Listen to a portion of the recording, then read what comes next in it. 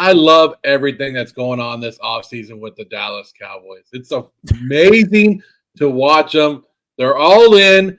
We're pushing all the chips to the table. It's great to see how much Jerry Jones is really going at it. I mean, why pay Dak? Why pay CeeDee? Why pay Parsons? It's the Dallas Cowboys, America's team. Everybody's going to come want to play for him next year. If you get rid of Dak, there's going to be another quarterback knocking on your door, come play for America's team.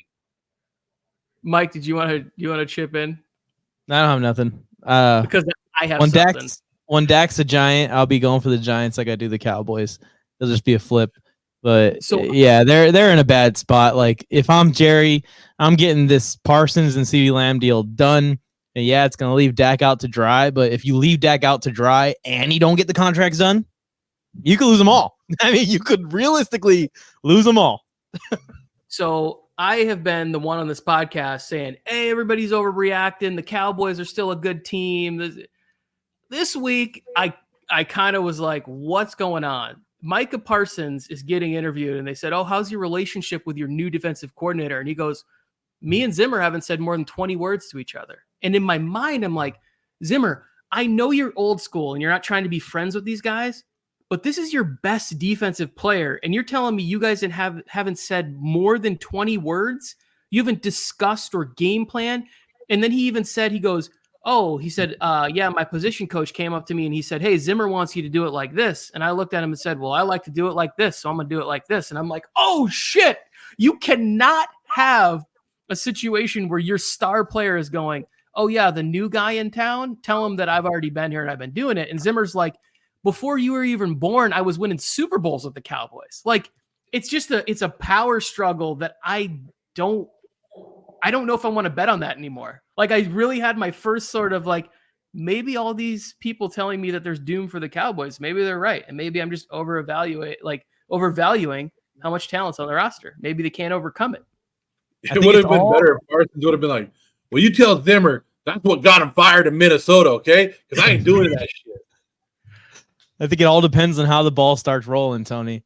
If they catch a few bad breaks and they're 1-3 somehow to start this year, I think it could get ugly and ugly in a hurry. And this is the thing that worries me about Vic Fangio also. Like last year, Vic Fangio, old school defensive coordinator, brought that mentality to the Dolphins, was supposed to fix the Dolphins defense, and it seemed like it crumbled, and everyone who played for him last year did not have a good time. And Mike Zimmer is going to bring that hard-nosed style to the Cowboys also, and I usually back guys named Mike. This doesn't seem like the group that's going to respond well to being an asshole. So I'll say this on the Cowboys, the last thing I got. I think that one of the toughest things to overcome is uncertainty. And I think one person can overcome it. It's like, I don't know what my future is, but I know that I need a ball. When you have a head coach with uncertainty, when you have a quarterback with uncertainty, if they don't get things done with CeeDee Lamb, you have uncertainty. You have Micah Parsons being restless and like not denying rumors when people like Shady McCoy go, "I think my boy's coming back to Pennsylvania to play for the Eagles. He's from Harrisburg, PA." Like all this, it's like you start getting so many different pockets of uncertainty, and now all of a sudden you have a huge issue. If it's one person, you can kind of see Mike McCarthy going, "Hey, I got all my guys, and I'm going to show that I'm the leader of the Cowboys, that I deserve to be wearing, the old school, big old 10-gallon cowboy hat." You got 5 or 6 major key parts with uncertainty. Then you just have a car with no wheels. You ain't going very far. And I'm here for the downfall of the Dallas Cowboys. I'm all 100% for it to watch.